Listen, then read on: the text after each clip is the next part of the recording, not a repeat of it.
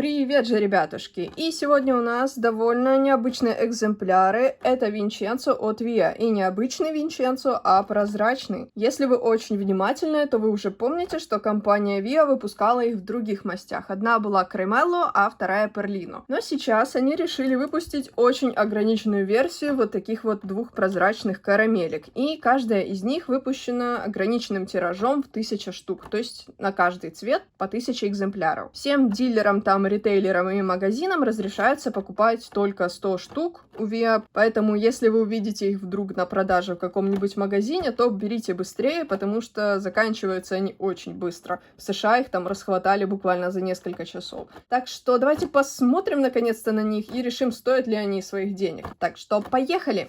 Давайте начнем, наверное, с розового. Не знаю почему, но просто давайте начнем. Идут они вот в таких вот пластиковых прозрачных блистерах. Это очень хорошо, потому что Via себя зарекомендовали как очень хрупкие фигурки, так что то, что они идут вот в таких вот коробочках, которые кое-как их хотя бы защищают, это уже мега круто. Но непонятно, почему они именно этих решили так упаковать, потому что вот эти цветные прозрачные сделаны из более резинового пластика, точнее, я бы даже сказала, они резиновые, а не пластиковые, так что им не нужна такая прям бомбоубежище такое из упаковки, но решили упаковать, и на том спасибо, что не пожлобились на них немного пластика. Но кроме этой коробочки у них есть еще одно дополнение. Наконец-то Via решили класть маленькие прозрачные подставочки. Это мега крутое решение, потому что ноги у лошадей Via, да и не только у Via, у многих фирм, которые делают паддоков,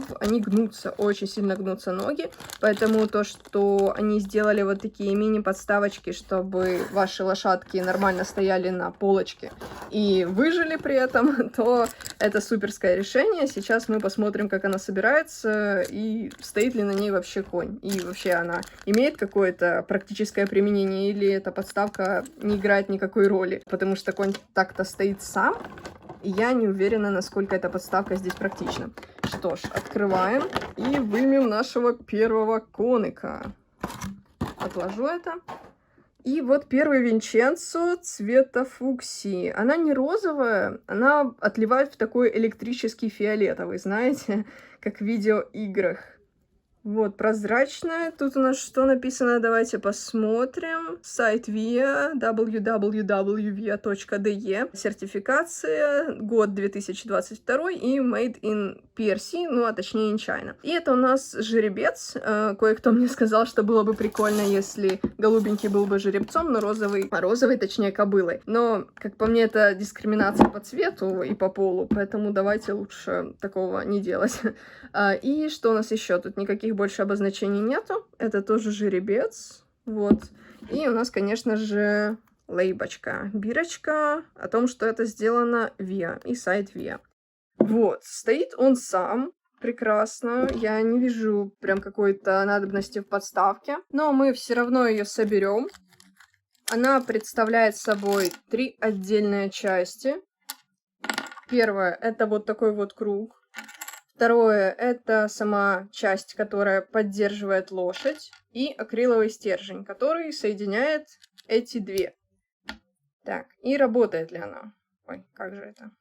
Вот так. На картинке было нарисовано, что я должна поставить коня на нее где-то в районе груди или около того, но эта подставка слишком высокая, чтобы он держался в районе груди, потому что, видите, у него нога, она в воздухе. Хотя, возможно, это так и задумано было. Вот смотрите, если я ставлю его на грудь, на эту подставку, то у него передние ноги находятся в воздухе, и они не гнутся. Но, я не знаю, возможно, в таком положении погнутся теперь задние ноги. Это дело времени. Вот, поэтому, как по мне, более правильно его ставить куда-то сюда, но даже ставить, если его на пузо, то все равно тут остается воздух. А на картинках было нарисовано так, что эти ноги стоят на земле. Очень интересно. Странно. То есть, если вы подставите ему на вот эту подставку, то его ноги будут в прямом смысле в воздухе, а эта нога будет на подставке. Ну что ж, я хочу сказать, что, возможно, подставка все-таки работает, потому что не будут гнуться передние, но это не дает никакой гарантии, что не будут гнуться задние, потому что они все еще берут на себя вес самого тяжелого в этой фигурке, это задней части его попочки, которая действительно цельнолитная и очень тяжелая в руках на самом деле. Поэтому я даже не знаю, насколько эта подставка поможет коню. Но что хочу сказать, что он на ней действительно стоит, и он, точнее она, спасет передние ноги от того, что они погнутся. Вот. Так что подставочка довольно неплохая, она хорошо стоит, не разбалтывается, довольно такая монолитная, когда ты ее собираешь. И ее можно, думаю, применять к чему-то другому, не только к вот этим лошадям, но и к каким-нибудь другим. Она довольно универсальная. И что хотела показать, это то, что этот конь действительно очень-очень гибкий. Он сделан из резины буквально. Это такая же резина, из которой, наверное, делает, ну, знаете, если вы покупали какие-нибудь дешевые сюрпризы в пакетиках, и там были фигурки из резины такой довольно твердой и прозрачной. Или Шляйх делает своих вот этих маленьких единорогов в пакетиках тоже из прозрачной резины. Так вот, вот эта резина точно такая же. Она довольно жесткая, но в то же время очень хорошо гнется, несмотря на свою такую жесткость пластиковую. Что я хочу сказать? Хороший конь. По качеству нормальный довольно-таки. Не могу сказать о том, что здесь есть какие-то швы. Единственное, что хотела показать, это то, что у него вставные уши. А точнее, одно ухо вот это. Левое. Если вы увидите, то оно вставлено. Отлито отдельно и вставлено. Вот. И еще, по-моему, как мне кажется, у него отдельно отлита вот эта нога, потому что если вы присмотритесь, то здесь есть шов. Видите, вот такой? Он есть абсолютно у всех экземпляров прозрачного Винченцо. Я думала, что это у меня трещина какая-то в конях, но нет. Оказалось, что эта нога, видимо, отлита тоже отдельно и припаяна, приклеена к остальному отлитому вот этому молду. Вот так вот. Так что, если вас смущает такой пазл, то я вас предупредила. А в остальном не вижу больше никаких швов заметных, все хорошо затерто. Вы можете увидеть это. Они видны вот так вот на свету, если присматриваться, но в остальном очень хорошее качество для 9 евро. Ну, 10 точнее. Это почти цена Шляйха, поэтому я думаю, лучше купить Виа за цену Шляйха, потому что у них хотя бы скульптуры Бригитты Эберл, а не каких-то ноунейм скульпторов, которые даже не знают, как выглядит лошадь. Вот. Грива у них без каких-либо блесточек, как это делает Брейер. Она просто такая же прозрачная, на ней ничего не нанесено. Весь конь, он одноцветный. Что ж, розового мы посмотрели, давайте перейдем к голубенькому. Точно такая же упаковка, все точно такое же, разве что конь другого цвета. Я заметила, что людям больше нравится голубой, но, как по мне, оба хороши. И у голубого точно такая... Упс, мистер, не падайте. У голубого точно такая же подставка приклеена в пакетике. Так что его не обделили. Соберем для него подставку тоже. Все порассыпалось. А у меня тут... нет, я уже испугалась, что мне положили только 2 части подставки, а про 3-ю забыли. Соберем ее тут тоже. Собирается, кстати, довольно легко. Даже ребенок, мне кажется, справится, поэтому тут ничего такого нет. И посмотрим на голубого. Голубой точно такой же, но хочу вас предупредить, что у голубого почему-то чаще встречаются такие производственные травмы, я бы сказала. Тот же шов, как вы видите, он виден на голубом довольно сильно по сравнению с розовым. На розовом почему-то этот шов виден не так.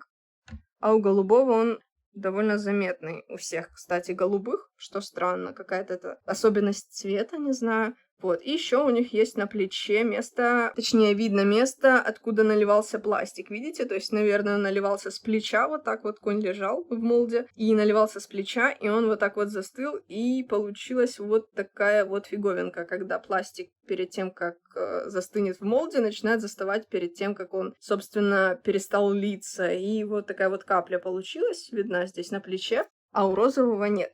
У меня было несколько в руках, ну, точнее, нет, на розовом, по-моему, тоже, видите, немножко видно, но не так сильно, как на голубом почему-то. У меня было в руках несколько голубых Винченцо, и у всех у них на плече вот это. Так что учтите это, если будете покупать голубого. Надеюсь, у вас не будет такого, но у моего, точнее, у нескольких, которых я держала в руках, вот эта вот штука на плече довольно сильно выражена. Так, на штампике на пузе написана точно такая же информация, как и у розового. Собственно, это тот же молд, неудивительно, только другого цвета. Вот так вот он выглядит. Такая же бирочка от Via на ножке. Вот. Только цвет другой. Вот так вот он выглядит со всех сторон. Затерт не хуже, чем его розовый товарищ. Тоже все швы аккуратно отделаны. Вот. И что могу сказать? Мне они очень понравились. Несмотря на то, что есть маленькие недочеты, но мне кажется, на 9 или 10 евро, которые они стоят, то это простительно, потому что это цена тех же Schleich, Papo и, ну, всех остальных фирм сейчас. Я бы сказала, что у этих качество даже немного лучше. Не знаю, по какой причине, правда, но что-то мне подсказывает, что Via работает не на количество, а на качество, потому что все-таки Safari, Schleich и Papo это все детские игрушки, по крайней мере, они себя так позиционируют, а Via говорит, что они делают модели именно лошадей, и что это не совсем игрушки, поэтому выпускают они все-таки меньше экземпляров, и у них контроль качества явно лучше, чем у всяких игрушечных компаний. Так выглядят наши кони, мне понравились, денег на них не жалею. Несмотря на то, что не такая уж и большая сумма в современных реалиях, потому что брейеры выросли в цене, шляхи тоже. А у Via довольно демократичная цена для этих прекрасных лошадей, тем более, если вы хотели всегда себе Рейзена, Маги Беннет или кого-нибудь другого, кого они там могут выпускать, и у вас нет возможности купить их большого прототипа, вы всегда можете купить мини-скульптурку у Via. И она будет ничем не хуже, чем их большой товарищ, разве что это размер падок. Так что всем спасибо за просмотр, надеюсь, вам понравились эти двое классных лошадей. Посмотрите, как они прикольно смотрятся вместе. Можно вот такие фоточки с ними делать, кстати, парные. В общем-то, мне очень понравились. Вот, рекомендую вам их тоже, потому что, на самом деле, вышли они очень интересными, несмотря на то, что прозрачные и детальки не так хорошо видны, как на крашеных. Но все еще очень красивый конь. Первый в моей коллекции от этой компании. Via, так что можете поздравить меня с дебютом, так сказать. Что ж, еще раз спасибо за просмотр, надеюсь, вам было интересно, а я прощаюсь с вами до следующих видео, надеюсь, они будут скоро. Так что пока-пока же, ребятушки!